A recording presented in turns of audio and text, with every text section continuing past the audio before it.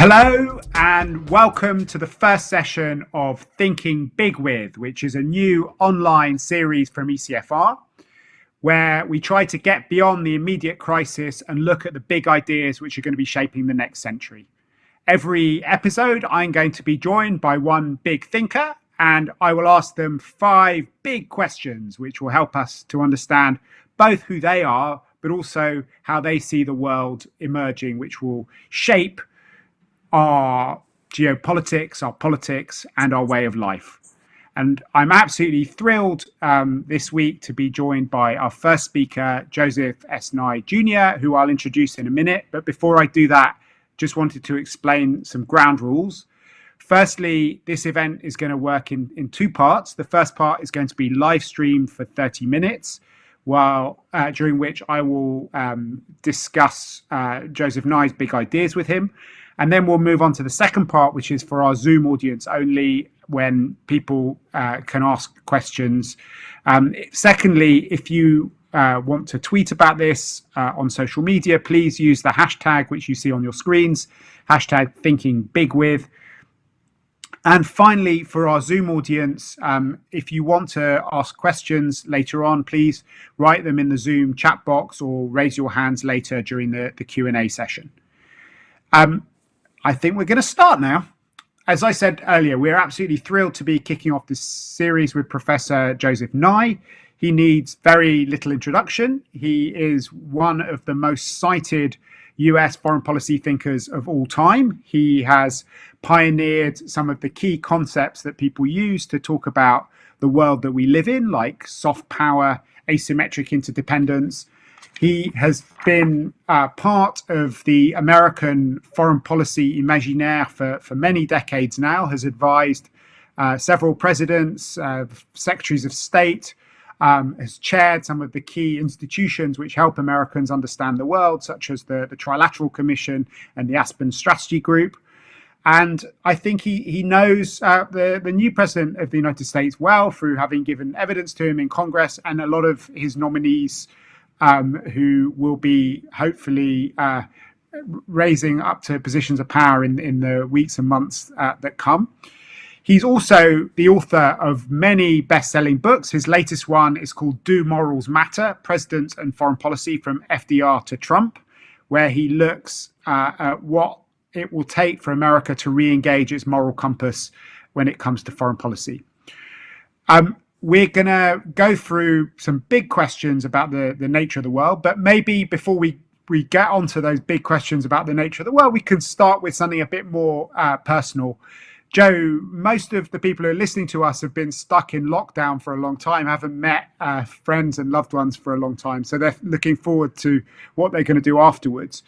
So maybe just as a way of getting started, I can ask you to imagine what you might do in one of your first post-lockdown dinners. If you could choose any European, past or present, who you could have dinner with, who would it be, and why would you want to dine with them? Well, I often like having dinner with Carl Bildt, but since I've done it a number of times and Carl may be tired of me, I might choose Emmanuel Macron. And I think I'd choose it because I want to know what he's going to do to try to implement this new role he sees for Europe. How does he imagine getting Europe to play the role which he has articulated so well? And how does he do that at the same time that he manages the problems that are from populism and datavistic nationalism at home? So those are the kinds of things I'd like to talk to him about, but we'll see. Great. Okay. I think we're going to go into the heart of the discussion now. The idea behind this is that everybody who comes on on this format is going to tell us one of their big ideas. And the idea that Joseph Nye is going to talk to is about America's role in the world. We all know that Joseph Biden has won the elections now. He has started to unveil his transition. And he, in fact, in many ways, has given us the question which Joe is going to answer today. So why don't we take a quick look at Joe Biden and how he framed the idea about America's role in the world? Well, Joe Biden, I think, is going to be much more in the tradition of American presidents that I describe in the book you mentioned, Do Morals Matter? After 1945, we've had 14 presidents, and I have a little vignette about each one of them. And what's striking is that Donald Trump was the outlier. Um, he was the one who, not because he said America first, which every president has to defend the national interest, after all, they're a trustee, but he defined America first in such narrow terms. He defined the national interest so narrowly. You contrast that with somebody like Harry Truman, who basically realized that by helping Europe, by giving away 2% of American GDP in the Marshall Plan, we were helping ourselves. That there are ways to define the national interest which are good for us and good for others at the same time. I think Biden is much more in that tradition. Trump was very different. Trump, with his background in New York real estate, everything was a zero sum transaction, very narrowly defined. And he was definitely not in that tradition that we've had since 45. I think Biden is very much so. He's a veteran of the Senate, as also 8 years as vice president. I think he'll be much more normal in that sense. If by normal we mean what have we seen over the past 70 years. So let's, Per, maybe you could play a short video of Joe Biden announcing his team where he talks about how he's going to be as a normal president.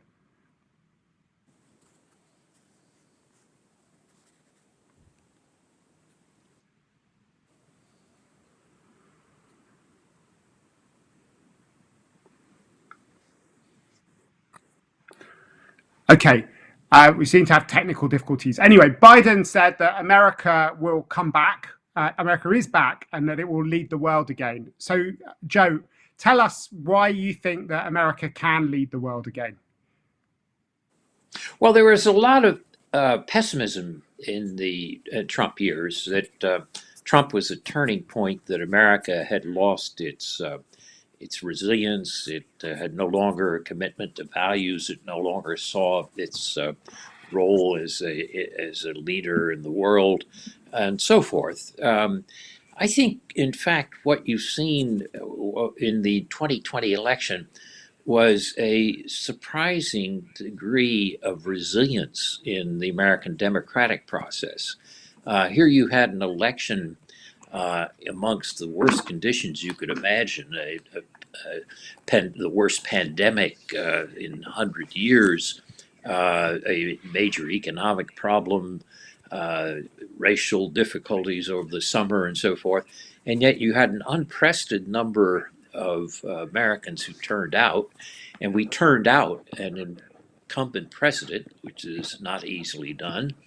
And despite Trump's claims, his rather churlish refusal to accept the claims, it was accomplished by Republicans, independents, and Democrats at the local level doing their job, which means the American democratic ethos is actually stronger than the the concerns that people have had that polarization had destroyed democracy and weakened democracy at home, and that Trump was destroying it, and so forth.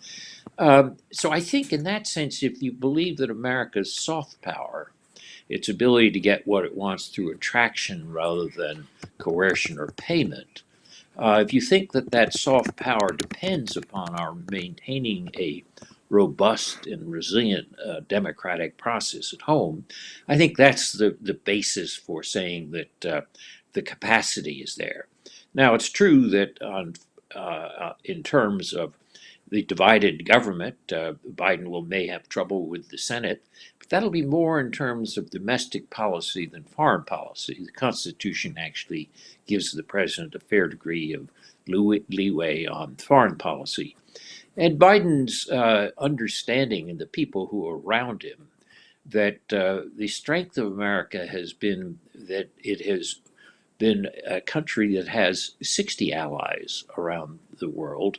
China has one or two, and it's not clear whether a country like North Korea should have a plus or a minus sign on it. That the American strength comes from those alliances and from our openness, from our ability to be open to the ideas and peoples of other countries. I think those things still remain. And given the fact that Biden understands that and wants to capitalize on that, and the people around him share those views, I think you can imagine a America which regains its soft power. Its hard power is there. I mean, for all the talk about China, China spends 1/3 on the military, the U.S. does. China's budget is, economy is increasing, but it basically, by measured by exchange rates, is still 2/3 the size of the United States. In that sense, American hard power remains ubiquitous. The question is whether our soft power, our ability to attract others to form these coalitions, to deal with the real problems that the world faces, whether that's going to be there. And there was a time when people worried that American soft power was gone in the 60s with the Vietnam War.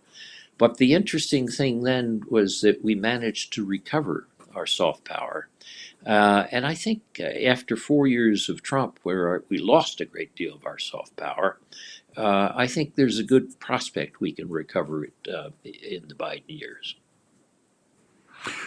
So, a lot of people are very skeptical about the ability of a new president to come back onto the world stage and to pick up where the United States used to be, because of these two angles which you started talking about. One is the domestic situation, the fact that America is so polarized, the fact that American citizens seem to be sick of forever wars, don't want to invest as much energy or money or treasure or blood in being the world's policeman. And on the other hand, in every theater in the world, other powers have come in and are reshaping how politics is being done. In Europe, we can see that Turkey and Russia are much more active than they used to be.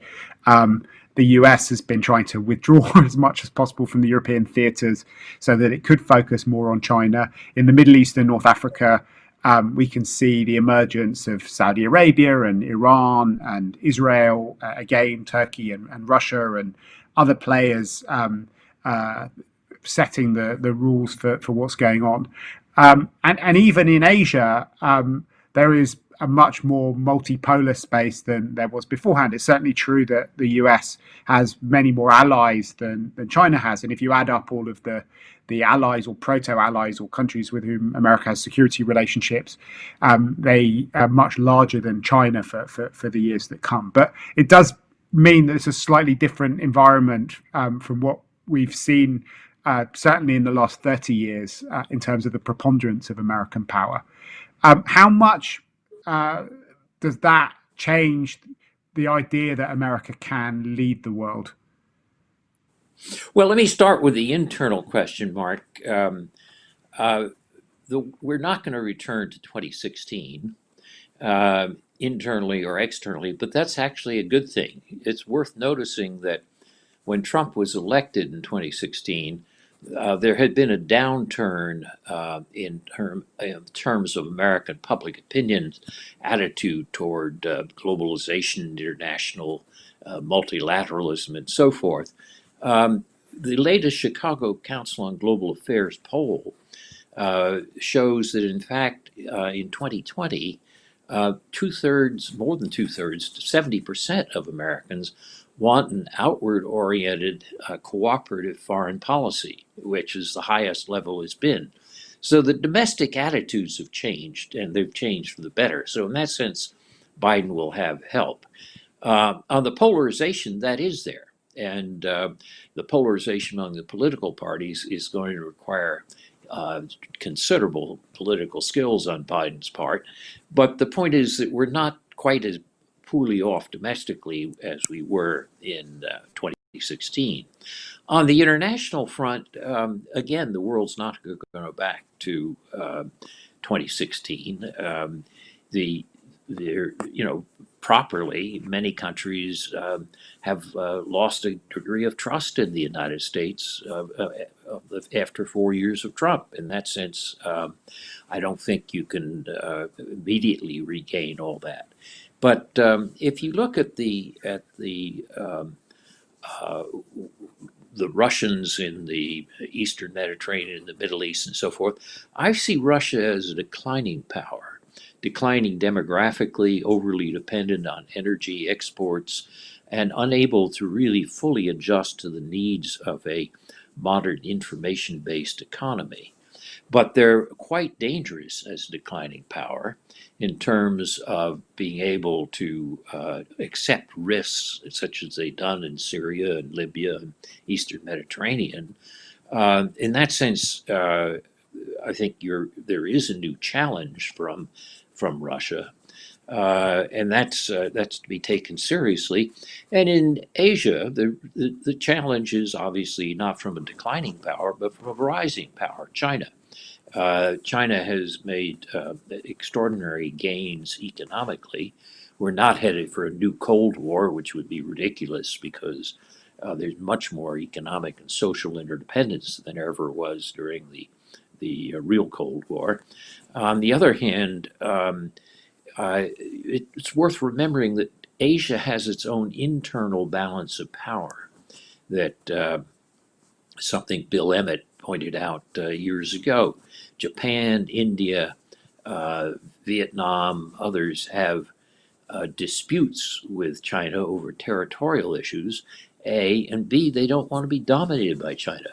So most of Asia actually welcomes an American presence.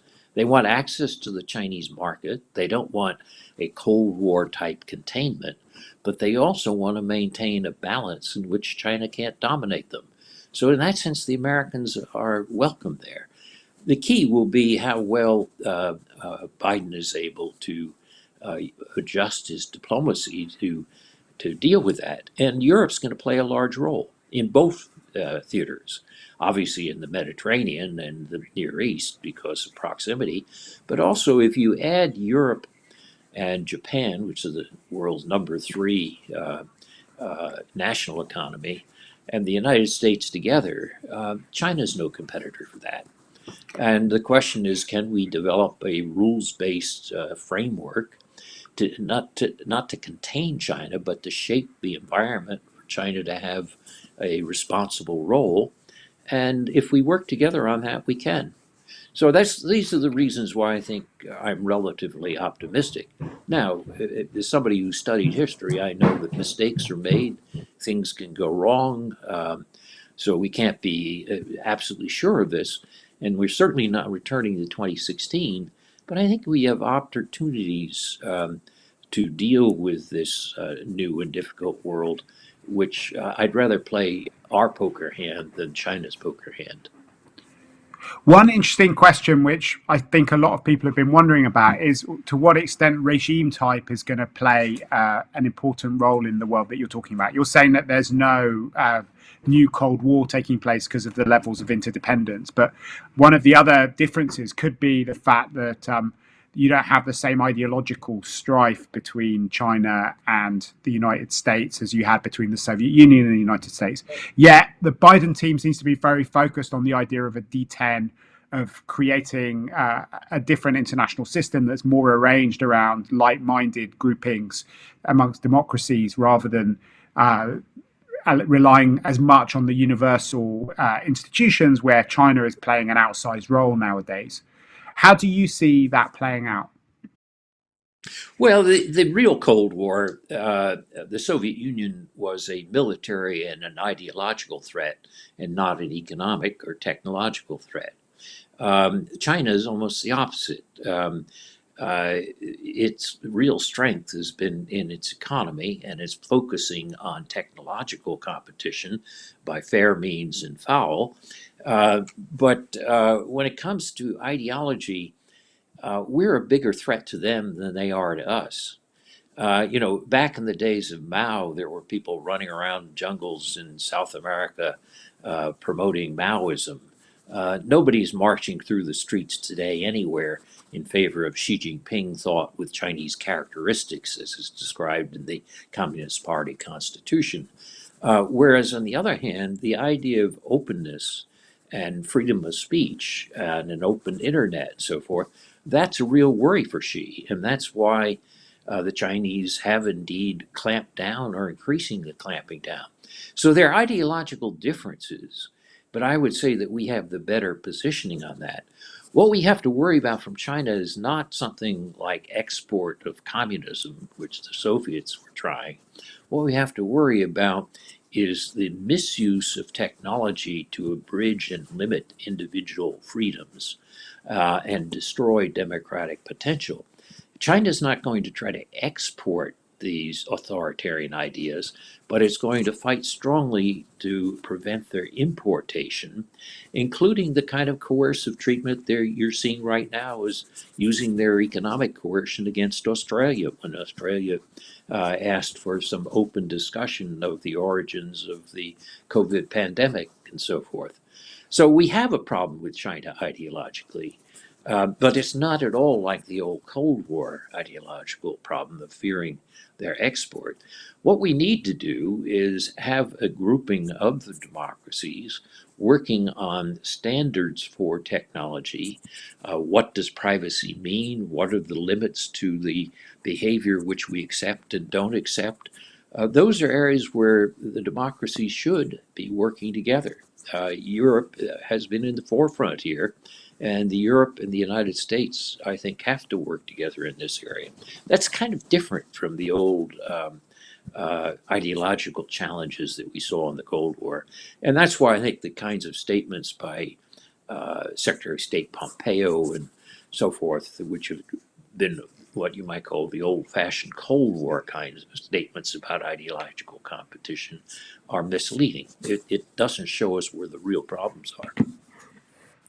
Great. So we've spent quite a lot of time on our second question, which was what your big idea is. Maybe we can move on to the third big question now, which is trying to look beyond the immediate COVID crisis. Often when these things happen, people tend to overestimate how much is going to change in the short term and underestimate how much these things change in the long term.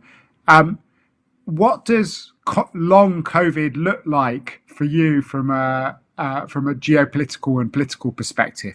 What types of things do you think are going to change for good as a result of what we've been living through this year, and which of the changes that we've experienced are just transitory and we'll forget about them as soon as the vaccines are in circulation? Well, first thing to notice is that while this pandemic has been terrible, we've lost many more American lives to COVID than we did from all the wars we fought since 1945. But it's also worth remembering that in 1918, America lost 600,000 people to the great influenza, and which was many more lives than we lost in World War I. And yet, nonetheless, when historians looked at the effects, the geopolitical effects of the great influenza, let's say in 1930, 10 years afterwards, they didn't find that it was the influenza that was the cause of the major geopolitical changes. It was the after effects of World War I.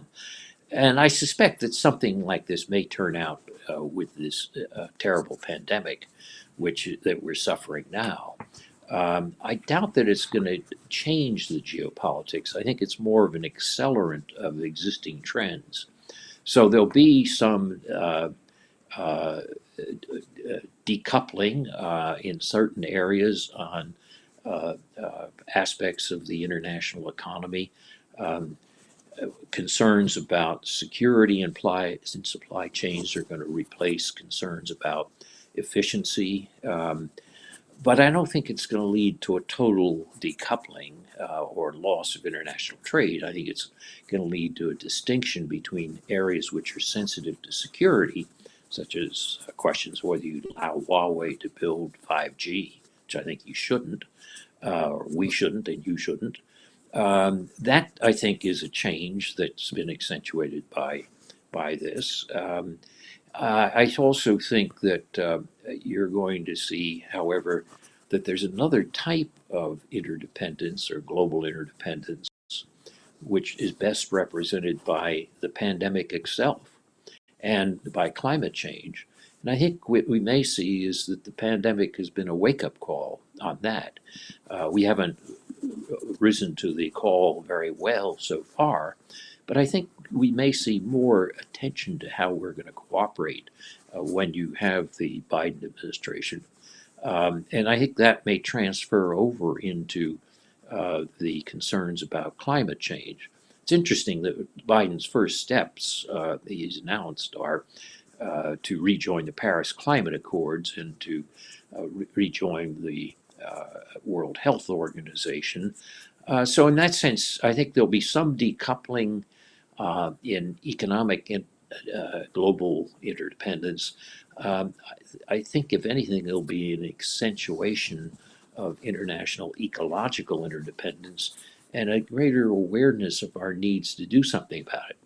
In the book that you mentioned, I distinguish between power over others, which is traditional competitive power, let's say military power, and power with others, which is the ability to solve a problem. And problems like climate change and pandemics, you cannot solve alone. You have to work with others. So that means that when you look at a situation like the rivalry with China, we've got to see it as a mixture of cooperation and competition at the same time. I call it not a Cold War, but a cooperative rivalry. And I think the pandemic may help us to be aware of that, to realize that we can't solve problems like pandemics or climate change acting by ourselves. And So so if there's a silver lining, it might be that awareness, though it's growing rather slowly. So that's a perfect bridge to the fourth big question, which is about the nature of power. You wrote this amazing book in 1977 on power and interdependence, where you brought forward a lot of the ideas which have helped to shape the way that we think about power now. If you look forward to the next decade or so, are there new aspects of power which you think will be very difficult for people from 1977 to recognize and which we need to come to terms with at the moment? Yes, I did a book in 2010 called The Future of Power.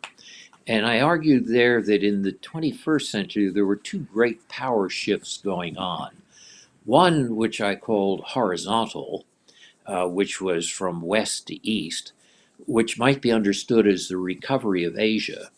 If you go back to something like, let's say, 1750 or even 1800, Asia was more than half of the world's economy, as well as more than half of the world's population. By 1900, Asia was still half the world's population, but only 20% of the world's economy, which of course was the result of not what happened in Asia, but of the Industrial Revolution in Europe and North America. What we're seeing in this century is what you might call a return to normal. And it's important there to realize there's a difference between Asia and China. Asia includes Japan, India, and many other countries. But we are going to see a shift of power gradually, economic power in particular, from the West to the East. I think, for the reasons I mentioned earlier, we can manage that. It doesn't frighten me. But it's a major power shift, which, if we mishandle it and let it break into conflict and war, would be disastrous. But the other power shift is new and it's more unique, and that's what I call the vertical power shift from government to non state actors and transnational forces. And this is driven very much by changes in technology, communication, and interpretation. In that sense, we don't know much about how this. We know a lot of biography of power shifting states. The power shift, which involves, let's say, cyber, which I discussed in this 2010 book, is very different. When Russia intervened in the American elections in 2016, that took us by surprise. When Russia uses or used the cyber power to shut down the grid in Ukraine, people weren't prepared for that.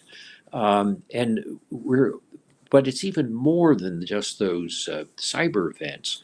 If you look at the effect of artificial intelligence and the role of big data, these are things that are going to have major impact on power, and they're not going to be determined by traditional geography. We haven't come to terms with that in our thinking or in our international organization or even our alliances. And I think that's going to be the big power shift. I'm much more concerned about that power shift, frankly, than I am about the simple or more traditional power shift from west to east in terms of power shift, economic power from the West Asia. Maybe the two coming together, in fact, makes it even more kind of challenging for our understanding. Thank you so much, Yes. Joe. I think we've run out of time for our live stream of this discussion. We're now going to turn to the Zoom part of our conversation. So we'll say goodbye to all of our live stream audience. Thank you very much for listening in, and stay tuned for upcoming episodes. To our Zoom audience, please stay online while you wait for the Q&A to begin. But you can already start asking your questions in the Zoom chat box or by raising your hand with the Zoom function under participants, and we'll come to you almost immediately.